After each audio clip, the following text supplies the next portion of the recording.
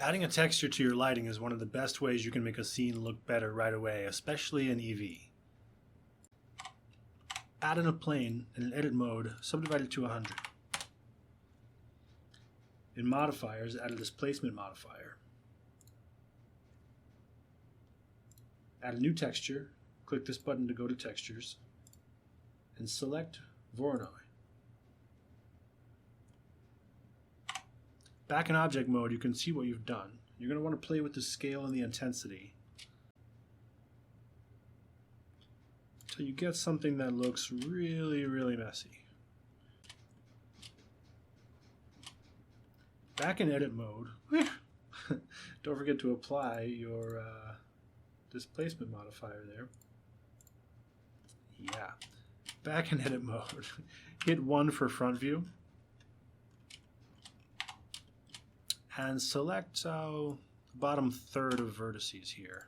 Just delete them. Now what you have is something that's pretty messy. Hit Control A to select all. Go to Mesh, Cleanup, and Delete Loose.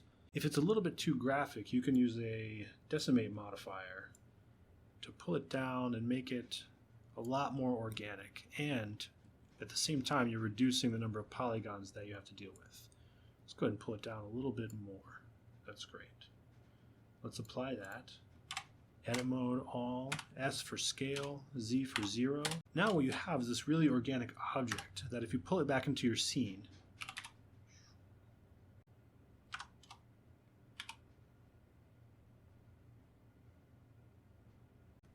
you can place it between your lighting and the subjects to get a nice texture over all of your objects. It's very organic.